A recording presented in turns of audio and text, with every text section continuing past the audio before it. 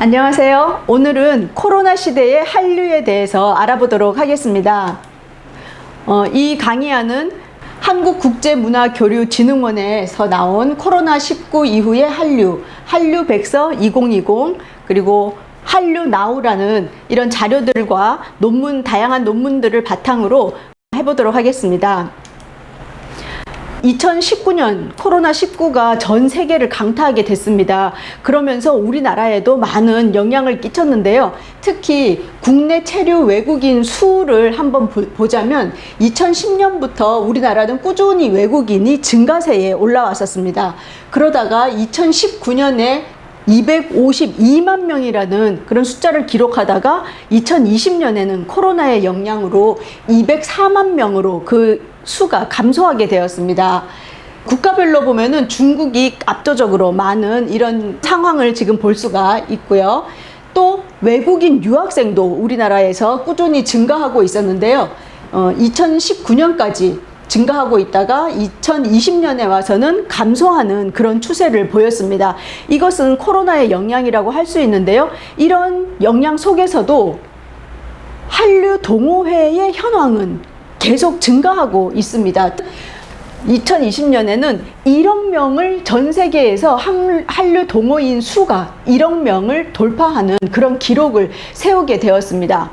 이런 코로나 속에서 어떻게 이렇게 한류의 동호인 수는 전 세계의 한류의 여파는 점점 더 커질 수 있었는지를 다양한 자료들을 통해서 알아보는 시간을 가질 건데요. 특히 이 국가별로 조사를 했을 때 특징을 보자면 러시아의 경우가 가장 높은 증가세를 보였고요. 러시아는 2019년에는 1161만 명이었는데 2020년에 1568만 명으로 407만 명이나 증가하는 것을 알 수가 있습니다.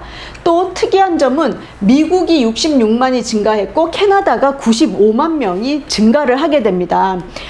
중국의 경우는 중국이 점점 블록화하고 그리고 우리나라와의 어떤 사드 배치 이후에 여러 가지 영향으로 중국의 수는 주는 반면에 그 외에 러시아라든지 이렇게 북미의 다양한 다른 나라들, 서양의 많은 나라들은 더 증가하는 그런 추세를 볼 수가 있었습니다.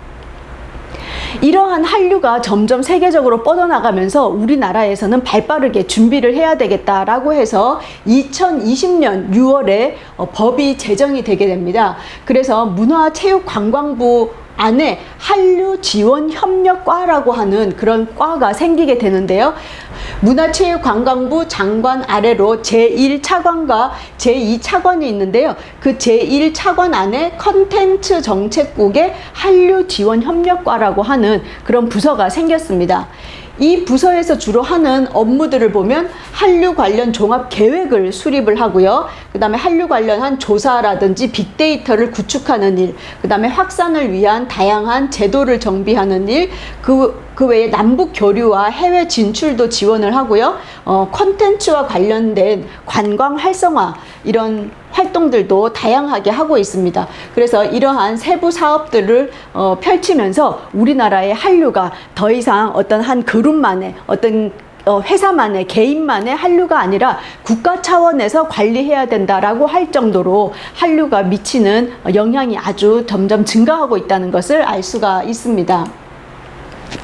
네, 그렇다면 이 한류에는 다양한 영역이 있습니다. 음식이라든지 K-팝이라든지 드라마, 게임, 산업, 다양한 산업이 있는데요. 그 중에서 몇 가지 산업을 중심으로 알아보도록 하겠습니다. 최근에 방송이라고 하면 대표적인 단어는 바로 OTT라고 할 수 있습니다. OTT는 뭐의 약자인가요? over the top이라 그래가지고 이제는 더 이상 전파나 케이블, 기존의 텔레비전을 보던 그런 방식이 아니라 인터넷을 통해서 볼 수 있는 이 온라인 인터넷망을 통해서 영상을 보는 것을 바로 OTT라고 부릅니다. 대표적인 OTT는 넷플릭스라든지 유튜브라고 이야기할 수가 있겠죠. 넷플릭스 같은 경우는 월 10,000원 정도로 가입을 하게 되면 구독을 할 수가 있습니다. 여기 넷플릭스에 올라와 있는 다양한 영상 컨텐츠들, 드라마라든지 영화라든지 이런 것들을 기다리지 않고, 예전에 TV 같은 경우는 매주 토요일 뭐 주말 드라마, 무슨 수목 드라마 이래서 수요일이나 목요일까지 기다려야 됐잖아요. 이젠 그런 것이 아니라 이런 넷플릭스라는 OTT 상에서 모두 올려져 있는, 한 번에 올려져 있는 영상을 볼 수 있기 때문에 몰아보기라든지 구독형으로 영상을 볼 수 있는 그런 형태가 되겠습니다. 그런데 이런 넷플릭스라든지 유튜브에서 성공했던 드라마들은 주로 어떤 것이었냐면 웹툰에 기반을 둔 드라마가 많습니다. 특히 우리나라의 경우에는 최근에 이태원 클라스라든지 편의점 샛별이, 그 다음에 스위트홈, 이러한 드라마가 아주 인기를 끌었는데요. 이러한 드라마는 웹툰으로 인기를 먼저 끌었던 그런 작품들이 되겠습니다. 이런 웹툰 기반의 드라마들은 첫 번째, 상상력이 아주 풍부하게, 그 만화이기 때문에 얼마든지 현실에서 배우가 구현할 수 없는 부분도 웹툰으로 미리 상상의 나래를 아주 펼쳤고요. 그 다음에 웹툰에서 이미 인기를 끌었던 검증된 그런 드라마라는 것을 알 수가 있고요. 특히 웹툰에서 이미 팬덤이 형성이 되어 있었기 때문에 이 드라마를 굳이 홍보한다거나 그런데 많은 비용을 쓰지 않더라도 이러한 드라마가 성공할 수 있는 그런 기반이 되었다는 것입니다. 우리나라 웹툰이 아주 세계적으로 인기가 있다는 것은 아시죠? 네이버나 다음의 웹툰이 아주 유명했는데요. 그렇기 때문에 이러한 방송사에 이제는 네이버라든지 카카오 회사들이 협력을 먼저 제안을 하게 되고요. 웹툰을 드라마로 만들 때 컴퓨터 그래픽 기술이라든지 이러한 것들을 더 사용을 해서 풍부한 그런 영상을 우리에게 제공하고 있습니다. 이 넷플릭스라는 것은 전 세계 190여 개 국가에서 지금 서비스를 하고 있는데요. 안 하고 있는, 서비스가 안 되는 대표적인 나라를 알아보면 중국, 북한, 시리아 등은 제외가 되었습니다. 그러니까 이 중국이라는 것이 전 세계에서 아주 큰 시장을 가지고 있잖아요. 13억 인구라고 하는데 그런 중국에서 서비스가 되지 않기 때문에 많은 국가에서 아쉬워하고 있지만, 어쨌든 중국, 북한, 시리아에서는 되지 않고 그 외에 다른 대부분의 국가에서 서비스가 되고 있는 것이 바로 넷플릭스입니다. 이 넷플릭스는 올 초에 2억 360만 명의 유료 가입자를 돌파를 했습니다. 2억 명이 올해 넘었거든요. 그만큼 유료 가입자라고 한다면 1인당 우리나라로 돈으로 치면 평균 10,000원 정도인데요. 이렇게 많은 인구가 가입을 한 그런 방송 플랫폼이라는 걸 알 수가 있는데요. 이 넷플릭스 회사는 언제 생겼냐고 하고 봤더니 2010년에 캐나다에서 뭐라 그러죠? 비디오 테이프라 그러나요? 비디오 영상을 배달해주는 그런 조그만 회사로 시작을 했는데 2016년에 우리나라에 상륙을 하게 됩니다. 그러면서 이 인터넷 망이 아주 발달을 하면서 넷플릭스가 같이 발달을 하게 되는데요. 우리나라에서는 CJ ENM이라든지 JTBC라든지 그 다음에 드라마를 아주 잘 만드는 걸로 알려진 스튜디오 드래곤이라든지 이런 회사들이 넷플릭스에 입점을 해가지고 여기서 만든 영상들이 이 넷플릭스에 올려지면서 전 세계인을 대상으로 이 서비스를 하고 있습니다. 이 넷플릭스가 우리에게 익숙하게 된 것은 2017년에 봉준호 감독의 영화 옥자가 넷플릭스에 서비스를 시행하면서 도대체 넷플릭스가 뭐야? 이렇게 했던 그 기억이 나는데요. 최근에는 킹덤이라는 드라마가 전 세계에 유행하게 되잖아요. 이 킹덤이라는 드라마는 한국형 좀비 영화라고 해가지고 이 킹덤이라는 영화가 코로나가 창궐하기 직전에 만들어졌는데 그 전염병과 관련된 우리나라 조선시대를 배경으로 한 드라마가 되겠습니다. 그래서 세계적으로 아주 인기를 끌었던 드라마가 되겠습니다. 자, 그런데 이 넷플릭스는 현재 30개 이상의 언어로 서비스가 되고 있고요. 20개 언어로 더빙이 되고 있습니다. 그래서 전 세계인들을 대상으로 하고 있는데, 이러한 넷플릭스류라든지 이런 OTT가 발달하게 된 원인은 뭐냐 하면, 이제 우리나라도 1인 가구 비중이 30%를 이제 넘었습니다. 그 이전에 우리 가족 구조를 그리면 뭐예요? 4인 가족 기준 이런 게 많았잖아요. 이제는 뭐다? 1인 가구 기준이 많아졌어요. 그러다 보니까 시청의 기본 단위가 이제는 1인이 되게 되었습니다. 옛날에는 기본 4인이다. 그러면 아버지가 뭘 보세요? 9시 뉴스를 보시죠. 그 다음 10시에는 뭐예요? 어머니들이 드라마를 보는 거예요. 그러면 11시가 되어서야 젊은이들이 예능 프로를 보거나 이렇게 해서 가족들의 그 시간대가 가족 구성원을 기본으로 했는데, 이제는 1인 가구가 많기 때문에 혼자 보고 싶은 영상을 얼마든지 볼 수 있는 이러한 OTT가 더 많은 사람들에게 쉽게 이렇게 어필을 할 수 있는 구도가 되었고요. 또 이러한 넷플릭스가 발달하게 되면서 이제는 뭐가 중요하다? 컨텐츠가 중요하게 되었습니다. 그 컨텐츠가 얼마나 재미있느냐에 따라서 많은 사람들이 이 OTT를 활용해가지고 영상을 보게 됩니다. 그 전에는 어땠냐면, 방송사라는 몇 개의 큰 대형 방송사가 있었고, 그 방송사에 제작자가 영상이라든지 드라마 이런 걸 만들어서 갖다 주면 방송사에서 틀어주느냐 안 틀어주느냐, 이것이 아주 큰 관건이었기 때문에 항상 방송사가 갑이었고 제작자가 을이었던 그런 관행이 있었습니다. 이러한 관행으로 많은 문제점들이 있었는데, 이제는 뭐예요? 전 세계적인 넷플릭스 방송국이 생긴 거죠. 거기에 다양한 컨텐츠들을 올려서 세계인들의 선택을 받으면 그만큼 인기가 있게 되는, 수익이 들어오는 그러한 구조로 바뀌면서 이제는 뭐다? 방송사 중심이 아닌 창작자의 의도와 창의성이 존중되는 그러한 컨텐츠 위주의 영상으로 변화하게 되었다는 것을 알 수가 있습니다. 이러다 보니까 종합 유선 방송에 가입하는 숫자는 점점 가입자가 줄어들게 됐고요. 그 외에 온라인, 인터넷 다중 매체에 가입하는 사람은 이렇게 늘어나는 이런 추세를 볼 수가 있습니다. 해외에는 넷플릭스가 이제 유행하다 보니까 디즈니사, 원래는 디즈니사가 우리 전 세계에 많은 애니메이션이라든지 재미있는 영화들을 만들었는데, 이제 코로나 시대가 되면서 제일 타격을 받은 곳은 바로 극장이 되겠습니다. 극장, 어둡고 밀폐되어 있는 그러한 공간, 그리고 팝콘을 먹으면서 옆에 사람과 붙어 있는 그런 밀폐된 공간이 더 이상 안전하지 않은 곳이 되면서 이 디즈니사가 엄청난 타격을 받게 됩니다. 그런데 이제 넷플릭스의 성공을 보면서 이걸 따라가게 돼요. 그래서 최근에 디즈니 TV, 그 다음에 애플 TV 이러한 것들이 생기면서 또 아마존도 이런 넷플릭스류의 OTT 사업에 뛰어들게 됩니다.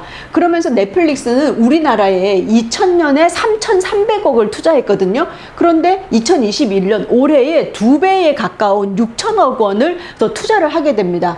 그리고서 한국 콘텐츠 별도 법인까지 설립할 정도로 많은 관심을 기울이고 있고요.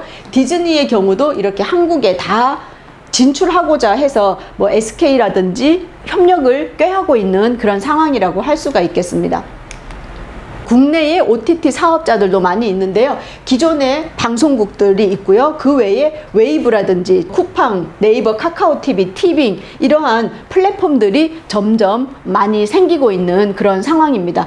KBS만 가야지 볼 수 있던 거, MBC만 가야지 볼 수 있던 것이 아니라 이런 플랫폼으로 들어가면 이 다양한 방송국과 그 외에 그 드라마 제작사라든지 거기에서 다이렉트로 여기에 영상을 올려서 우리가 서비스를 얼마든지 원하는 시간대에 원하는 장소에서 원하는 양만큼 볼 수 있는 그런 서비스가 이제 들어서고 있습니다. 이러한 것들은 기존에 있었지만 언제 꽃을 피울 수 있었냐? 바로 코로나라는 그런 상황 때문에 극장도 가지 못하고 집에서 혼자 생활하는 시간이 많아짐으로써 이러한 플랫폼들이 더욱 발달하게 되는 것을 알 수가 있습니다.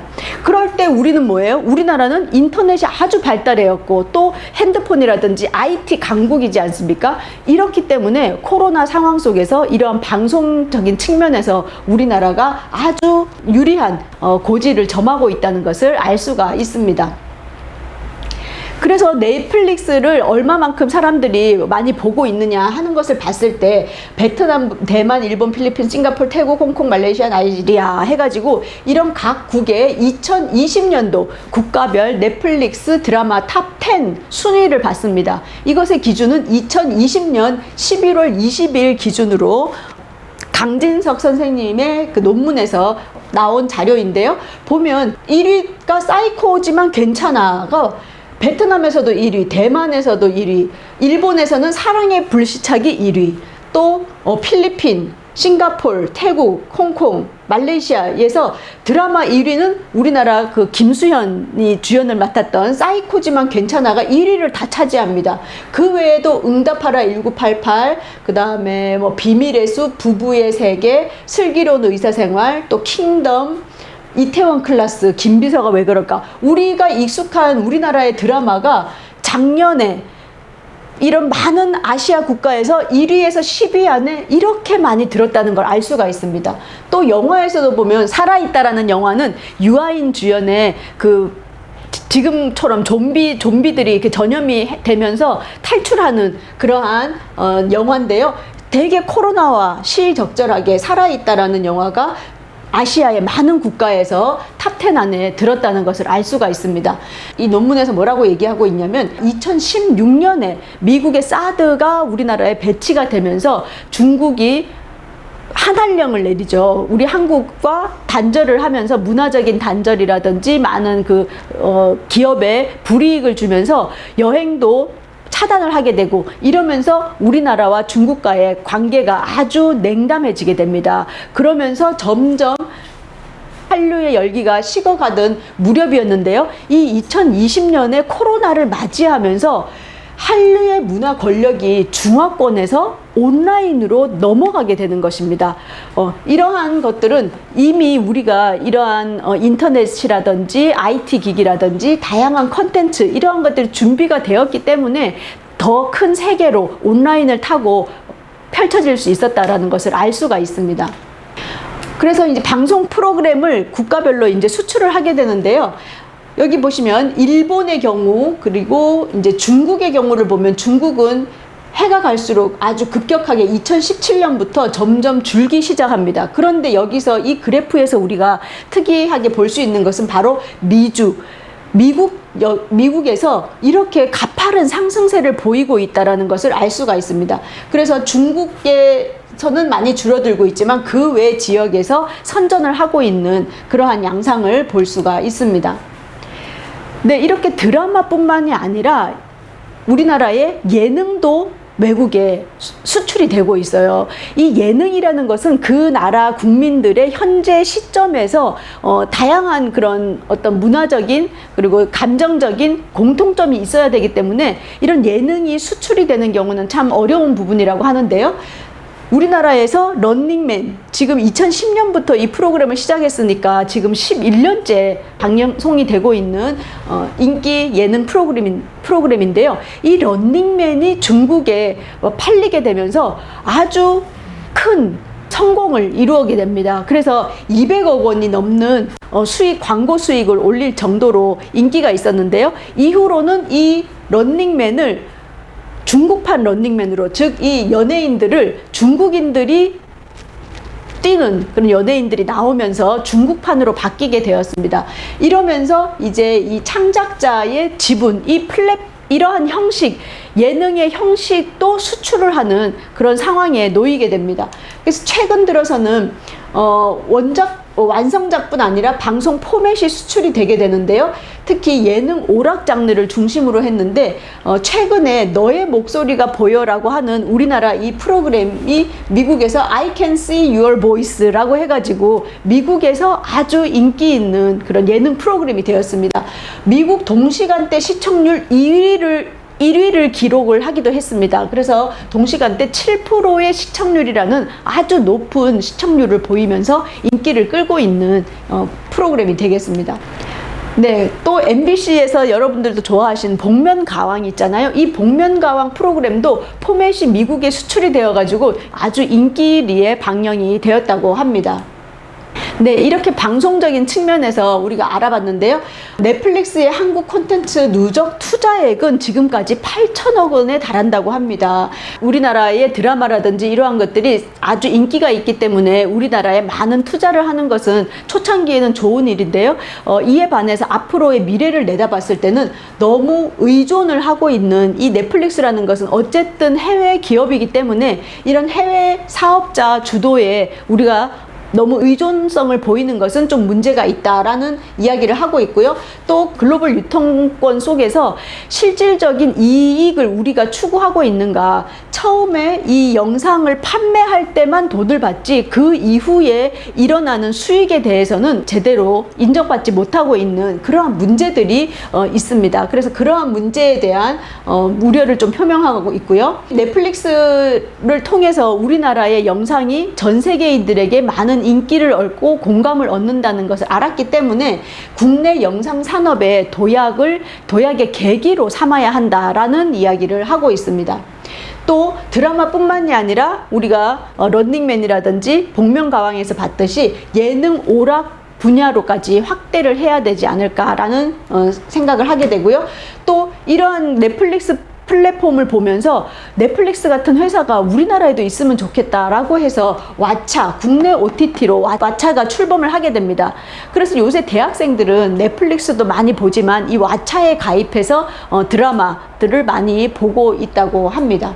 이러한 영상의 변화, 그리고 코로나 이후에 전 세계인들의 생활 패턴이 바뀌면서 이런 우리 국내 영상 콘텐츠 산업이 생태계가 건강하게 그 건강성을 유지하면서 발전할 수 있도록 앞으로 많은 심혈을 기울여야 되겠다라는 것라고 생각하게 됩니다.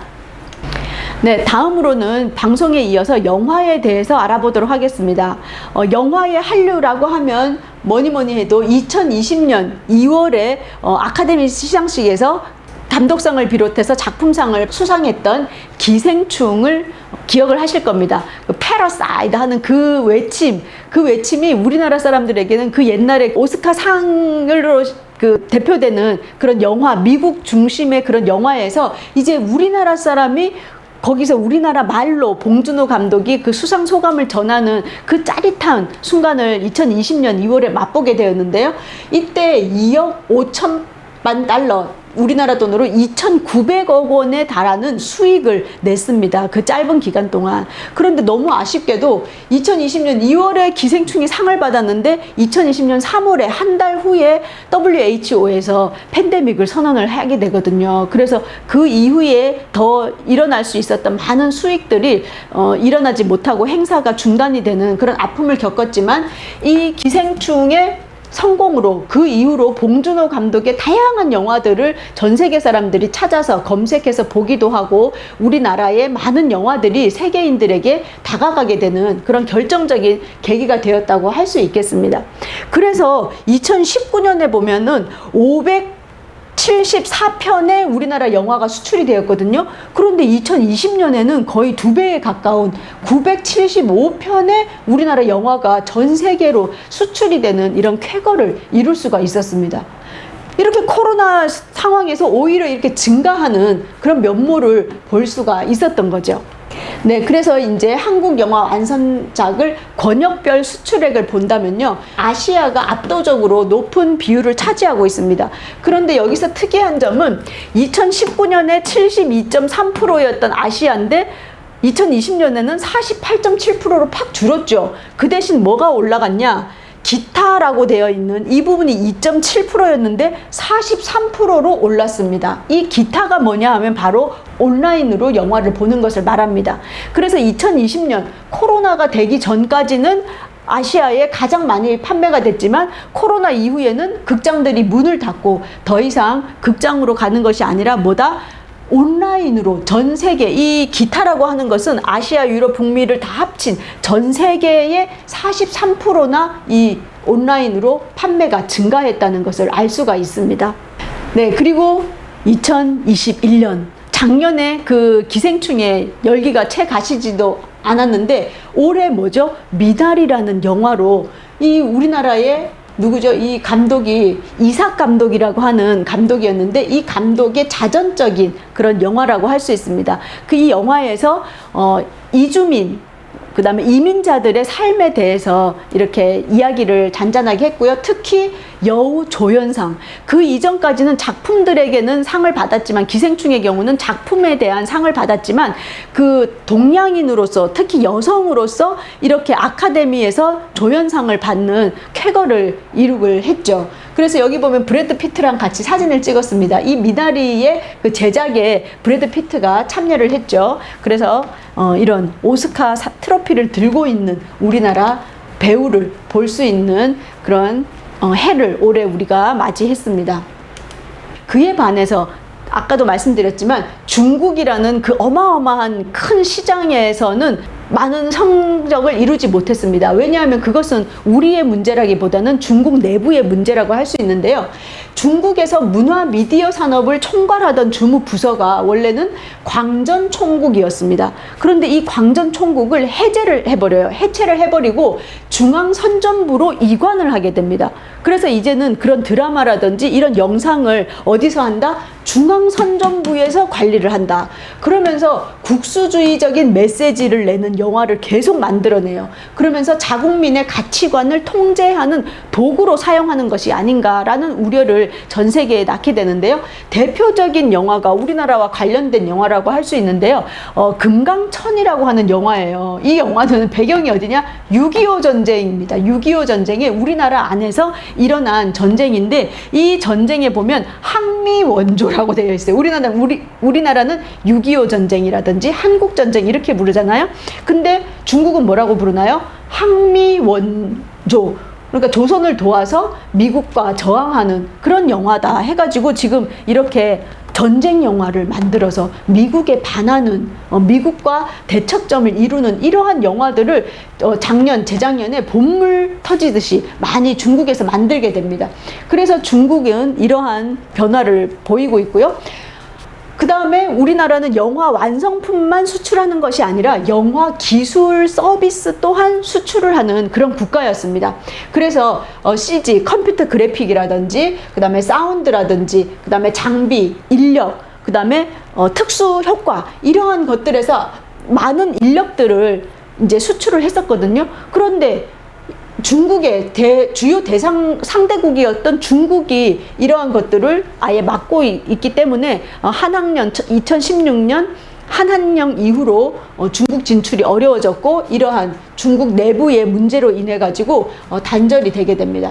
또 거기다가 코로나로 인해서 대작들을 이제 그 영화를 찍지 못하는 그런 환경, 그리고 영화관에서도 개봉이 안 되기 때문에 이 영화 제작 산업 자체가 줄어들어서 위축이 되기도 했고요. 아예 또 우리 인력이 외국에 나갈 수가 없잖아요. 지금 코로나로 인해서. 그러한 것들 때문에 이 기술 서비스를 수출하는데 현재 많은 애로사항을 겪고 있는 상태입니다. 사냥의 시간이란 영화로 대표되는 법적 다툼이 있었고, 이 사냥의 시간뿐만이 아니라 많은 영화들이 제작되고 개봉되는 그 사이에 코로나가 터지면서 법적인 분쟁들이 많이 일어나게 됩니다. 그리고 이 승리호라고 하는 우리나라 최초의 SF 영화라고 할 수 있는 이 영화는 결국에는 어디에서 개봉을 하게 됐죠? 바로 넷플릭스에서 개봉을 하는 것으로 해서 승리호는 극장에 걸리지 못하고 넷플릭스, OTT를 선택하게 되는 그러한 상황들의 영화들이 놓이게 되었습니다. 그런데 이러한 OTT로 넘어가면서의 단점은 무엇이냐? 장점은 전 세계에서 동시에 많은 사람들이 볼 수 있다는 장점은 있지만, 단점은 OTT 기기가 어떤 기기를 가지느냐에 따라서 그 구현할 수 있는 영상이라든지 스피드라든지 이러한 흐름이라든지 끊기지 않고 영상을 끝까지 볼 수 있는, 또 조그만 핸드폰이냐 아니면 탭이냐 아니면 큰 TV에 연결을 할 수 있느냐, 이러한 기기의 성능에 따른 편차가 일어나는 것에서 단점이 보이게 되는 것입니다. 그리고 또 극장을 기준으로 해서 만든 아주 그 스펙타클한 그런 영상, 우주를 배경으로 한다든지 더 큰 화면에서 감동을 받을 수 있는 그런 영화들에 있어서는 어쨌든 이러한 OTT가 한계를 가지고 있다는 것입니다. 그렇기 때문에 이 영화계가 많이 OTT로 이동을 하겠지만, 그래도 마지막에는 코로나가 끝나게 되면 다시 그 극장을 사람들은 찾을 것이다 라는 희망을 가지고 있습니다.